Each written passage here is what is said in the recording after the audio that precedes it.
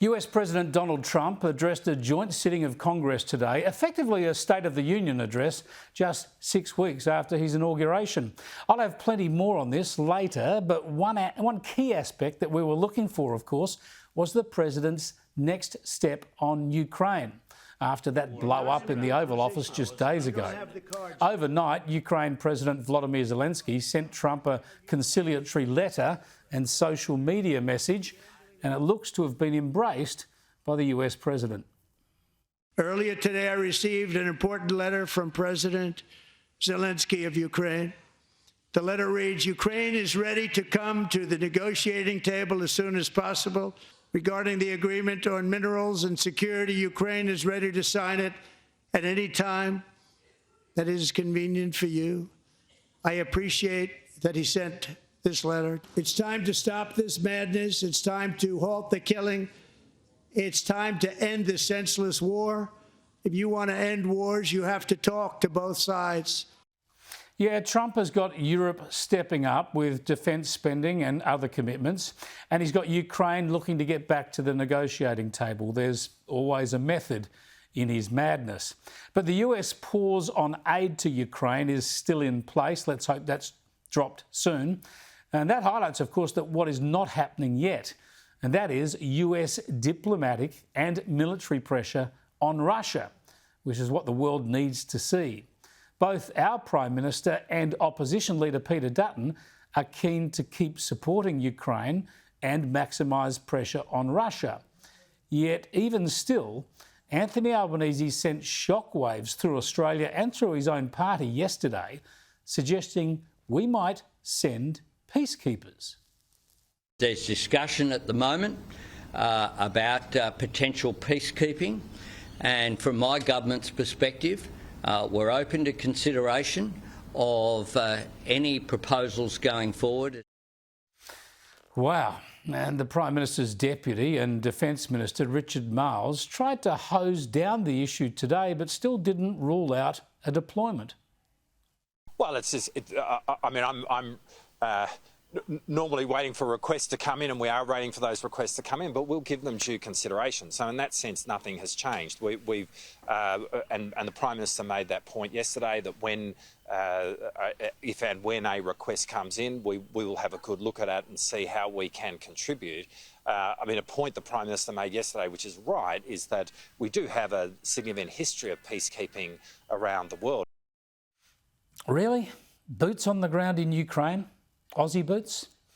I think we've got a few more challenges closer to home right at the moment. Peter Dutton joined me to discuss this issue, but he was talking from his home north of Brisbane, so I started by asking about preparations for Cyclone Alfred. Chris, so good to be with you. Look, I think the warnings that the Premier's issued really have to be taken seriously. Generally, people are a bit sceptical about the weather reports and what the bomb is reporting, but this is a very serious event, and Australians are preparing. Queenslanders in particular at the moment, people in northern New South Wales are preparing for this cyclone to cross the coast. We don't know the intensity of it yet, but it doesn't seem, particularly the pace it's moving at, that any of the intensity is going to go from it. So, yep, I think everyone's in a preparation mode and just battening down and making sure that no loose objects in the yard. And it's a really important message to heed at the moment from the Premier and from the mayors. And please have a look at the websites and make sure you take the appropriate action. Give us a sense from your personal point of view what it's like, what you're expecting to unfold on your own property, and also about neighbours. No doubt people are getting together with neighbours and making sure everyone's okay. Yeah, Chris, look, it's been pretty eerie actually. It's just been dead still. There's a little bit of wind in the air at the moment, and the trees are starting to sort of feel that a bit, but it obviously ramps up, and the prediction at the moment is that that sort of Thursday night, early Friday morning is the really crucial, critical period. So yes, there's a lot of preparation going on, helping out family members and neighbours with preparation. People who feel that they may be inundated with water, they're moving to friends' homes, and it's the case that businesses are trying to take stock up to higher grounds. A lot of people have lived through floodwaters in southeast Queensland, but we haven't had a cyclone for a long period of time, and it's obviously a densely populated area, and the housing is built obviously to a high standard, but not necessarily to a standard that could withstand a significant cyclone. All right, well, we wish you and all Queenslanders and people in northern New South Wales the best on that. But the reason we got you on was to talk about what's happening in Ukraine. As a starting point, you must be pleased that the Europeans are stepping up. They're increasing their defence spending. They're offering more assistance to Ukraine and even suggesting that they'll put boots on the ground as potential peacekeepers.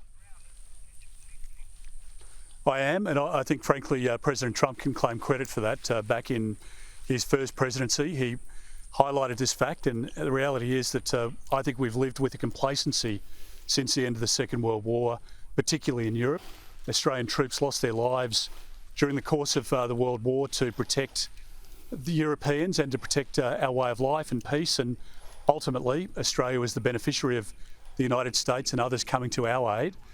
It's right that we are part of strategic alliances, and we've certainly been a very close partner and remain so, always will be with the US and the UK in particular, but other partners.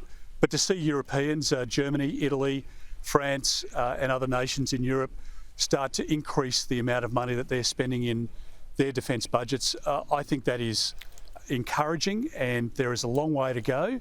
But to keep somebody like Putin at bay from traversing through Europe, we need to make sure that over the course of this decade and over the course of this century, that European countries are in the best position to defeat any act of aggression. You must have been shocked then for Anthony Albanese to suggest that he would consider any proposal for Australian troops to be peacekeepers in Ukraine. Is that going too far, surely? Well, I think certainly the Defence Minister was shocked because he's tried to walk that back today. So clearly the Defence Minister, the Deputy Prime Minister, is at odds with where the Prime Minister is. And the Defence Industry Minister as well also tried to find a different form of words from the Prime Minister.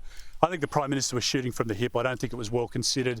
And I think he was trying to take his moment to look tough and to look strong. But in fact, the opposite happened. It was just another example of where Anthony Albanese constantly makes the wrong call. And I think Australians now see not just a weak Prime Minister, but somebody who's completely out of his depth. We're not going to put boots on the ground. And as he's proposing, particularly given that there is no commitment yet from European nations to do a similar thing, I think Keir Starmer's showing great leadership in the United Kingdom. But the fact is that there is a lot to take care of in our own neighbourhood, and we need to start funding defence appropriately. And under this government, they've had $80 billion ripped out of them. And I don't believe that the priority for us as a nation now, with the uncertainty that we see in the Indo-Pacific, is to be putting troops into Ukraine or into Europe.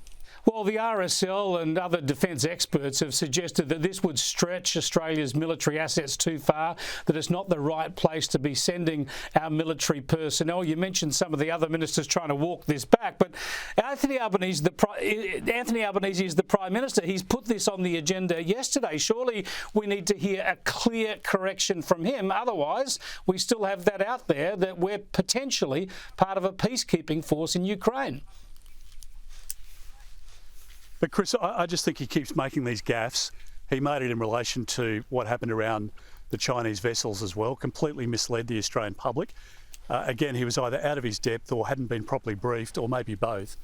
And it doesn't provide that assurance, the reassurance that Australians require. Australians want from their Prime Minister, particularly in the area of national security, somebody who knows what they're talking about and somebody who has the ability to stand up for our national interest. And the Prime Minister seems to, I don't know, just have some passing interest in national security, but never really gets across the detail. Well, he was exposed as very weak on national security last week, of course, because rather than condemning the lack of notice for live firing exercise in the Tasman Sea by the Chinese Navy, he was making excuses for them initially. If he's made a mistake here, I again would suggest we need to hear that directly from the Prime Minister, because otherwise what he's talking about could be seen as reckless and dangerous when it comes to Australia's interests.